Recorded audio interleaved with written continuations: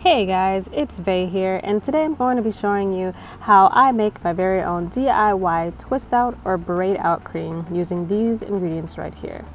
Now, if you're someone who is sensitive to coconut oil or shea butter, don't worry. I do have some suggestions for replacements that you can use and still get the exact same consistency and result at the end.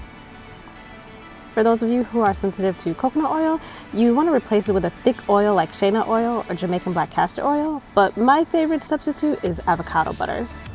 Avocado butter actually has a very similar consistency to coconut oil. It starts off as a solid, and once you give it a little heat, rub it between your hands, it begins to melt into an oil that's very easy to work with.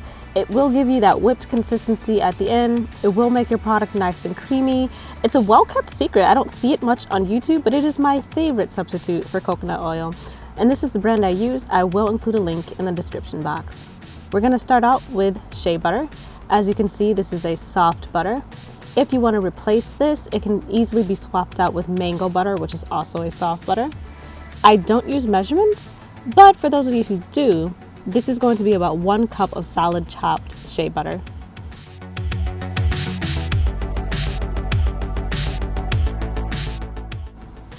Next, we're going to be using kokum butter. Kokum butter is a hard butter, and you want a really nice mix between hard and soft butters. I like my consistency to be a bit creamier, so I'm going to add less of this, about 1/3 cup.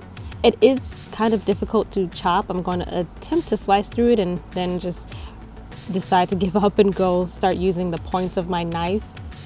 So if you can find this in the chip form instead of a solid block, it'd be much easier to use. What you do want though, if you're chopping it like me, you want to make sure you dice it up into smaller pieces because since it is a hard butter, it takes a little bit longer for it to melt.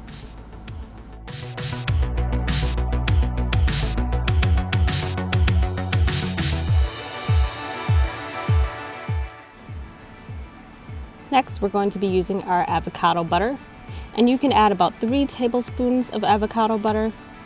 If you are sensitive to coconut oil, you want to add about 6 tablespoons of avocado butter.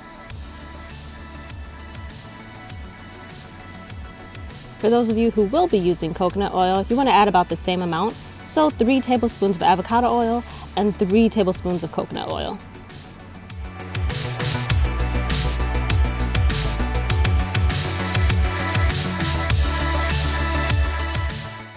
Next, you'll add 1 tablespoon of olive oil. And then you'll add 2 tablespoons of Jamaican black castor oil. If you don't have the avocado butter, then you can add about 4 tablespoons of Jamaican black castor oil in place of coconut oil.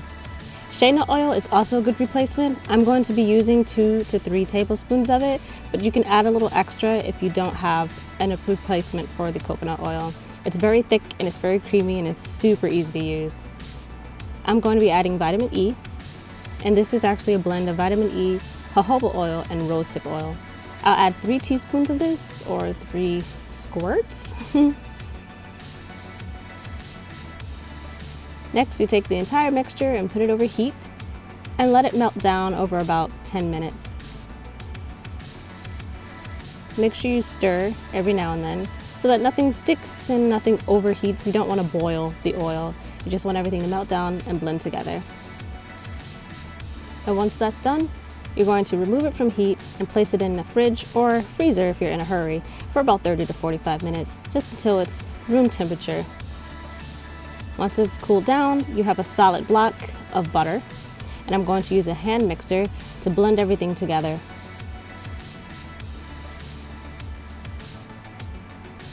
As you can see, it's really soft, it's easy to work with, it's blending together perfectly fine.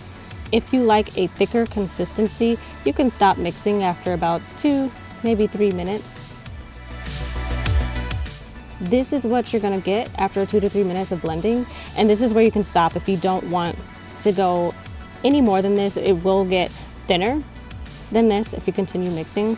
I like to have a nice fluffy whipped texture, so I'm going to switch to my whisk attachment, and I'm going to keep blending for about 2 more minutes.